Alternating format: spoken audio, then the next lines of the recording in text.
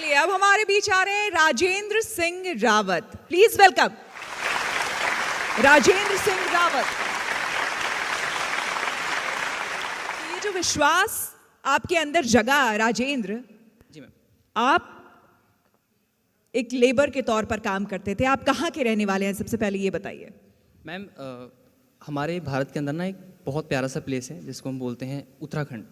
और उत्तराखंड के अंदर भी एक देवभूमि और उत्तराखंड के अंदर भी एक बहुत प्यारी जगह है, वह है नैनीताल। क्या बात है। और नैनीताल के अंदर भी मैम एक जगह और है जिसको हम ग्रोइंग सिटी बोलते हैं, हल्द्वानी।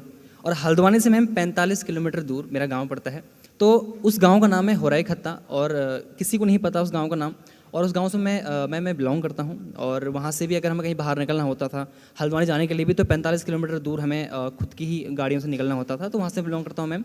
तो सबसे पहले तो ये बताइए कि परिवार में आपने जब शुरुआत की, आप कहाँ पर काम कर रहे थे और उस वक्त क्या सोच थी आपके अंदर कि पता नहीं आगे जीवन भविष्य क्या होगा?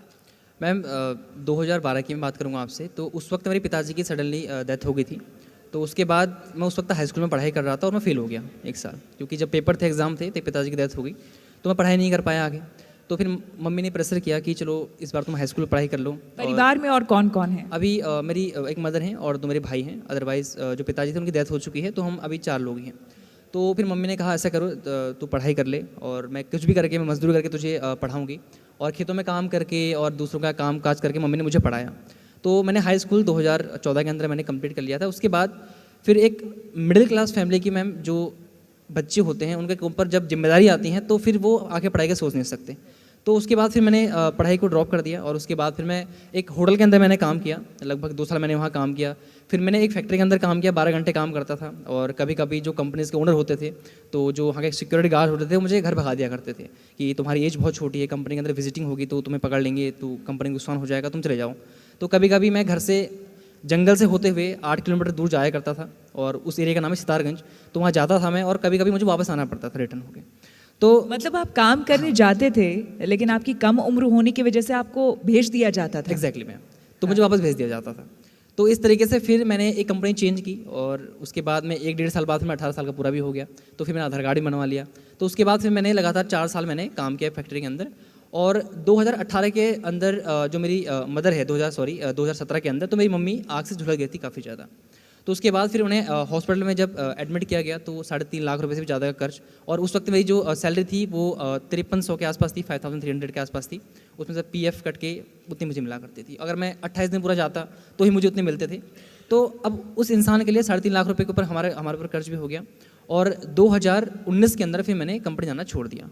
पता नहीं उस समय मैं एंटरप्रेन्योरशिप की जो वीडियोस थी, विवेक सर की वीडियोस थी, काफ़ी देखा करता था, काफ़ी फॉलो करता था और सर की तरह बोलने का प्रयास करता था। मतलब आप जिस इलाके के बारे में बता रहे हैं, मुझे लगता है कि यहाँ बैठे हुए बहुत सारे लोग जानते भी नहीं होंगे। सुना है कभी नाम जहाँ से ये आते हैं? मतलब वहाँ भी डॉक्टर विवेक बिंद्रा की वीडियोस लोग देखते हैं। जी। और मैम क्या बात है भाई, ताली हो जाए। तो 2020 के अंदर जब लॉकडाउन लगने वाला था, उससे पहले ही मैंने IBC के बारे में कुछ सुना था, लेकिन मैंने उतना इंटरेस्ट शो नहीं किया था क्योंकि इन्वेस्टमेंट लगती थी। तो उसके बाद जब 2020 के अंदर ही how to start a startup का जब विवेक सर का प्रोग्राम हुआ, तो उसको मैंने अटेंड किया, वो भी पेड़ की डाल में बैठ के, क्योंकि पेड़ की डाल के ऊपर, टॉप के ऊपर मैंने नेटवर्क आता था। क्या बात है, पेड़ की डाल पे बैठ करके अटेंड किया है। जी। तो मैंने उसको जो डोंगल होता है उसको मैंने ऊपर रख दिया, पेड़ में बांध के रख दिया ऊपर, और नीचे मैं डाल के बैठ के मैंने आराम से उसको अटेंड किया। लगभग 1.5-2 घंटे का वेबिनार था। तो वहाँ मुझे IBC के बारे में पता चला। तो एक अंदर से एक हिट हुआ कि शायद हो सकता है मैं इसमें कुछ कर जाऊँ, क्योंकि मुझे थोड़ा सा, मैं एक ऐसा इंसान था कि मैं बैठे बैठे काम करना चाहता था। और मैं घर में बोल चुका था कि मैं अब मैं कंपनी नहीं जाऊँगा, और ऑलरेडी 1.5 साल से मैं घर में बैठा हुआ था। तो फिर जब मैंने IBC के बारे में सुना और जब मैंने पता किया तो काफ़ी इन्वेस्टमेंट थी। और एक 5,000 कमाने वाले इंसान के लिए मैम वो शायद 70-80 हज़ार रुपये देना वो मेरी बस की बात नहीं थी। मैं वी ऑनेस्ट बोलूँगा यहाँ पर। तो उसके बाद जब मैंने घर में मम्मी से कहा तो मम्मी ने कहा बेटा देख, ये बड़े बड़े लोगों को काम होते हैं, जिनके पैसे होते हैं वही ये कर सकते हैं।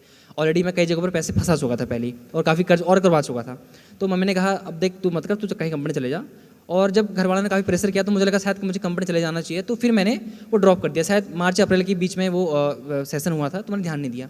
तो फिर मैंने जब लॉकडाउन बढ़ता गया, तो उसके बाद फिर मैंने 2020 25 दिसंबर के अंदर मैंने IBC ज्वाइन किया। और वो भी मैंने मम्मी जो मदर थी उनकी मम्मी ने अपने जो शादी में उन्हें गहने मिले थे उनको उन्होंने सेल किया, और देन मुझे फिर IBC बनाया। तो उसके बाद मैंने काम करना स्टार्ट किया मैम, और 25 दिसंबर 2020 को मैं एज अ IBC बड़ा बिजनेस के अंदर एनरोल हुआ और वहाँ से काम करना स्टार्ट किया। और आज कहाँ पर पहुँच गए? मैम आज मैं तकरीबन 2 करोड़ का बिजनेस हम कर चुके हैं, और उसी के साथ साथ यूट्यूब के ऊपर 60,000 से भी ज़्यादा लोगों को आज मैं सिखा पाता हूँ, स्किल सेट के ऊपर, माइंड सेट के ऊपर ट्रेनिंग दे पाता हूँ। 60,000 से ज्यादा जी, लोगों को। और लाखों आपकी का उम्र क्या है? अभी मैम 23 साल, 23। 23 साल। जी। 23 साल में 2 करोड़ का बिजनेस 60,000 से ज्यादा लोगों को सिखा रहे हैं, और क्या चाहिए यार? Thank you, many sir. Congratulations, many congratulations once again. Thank you so much.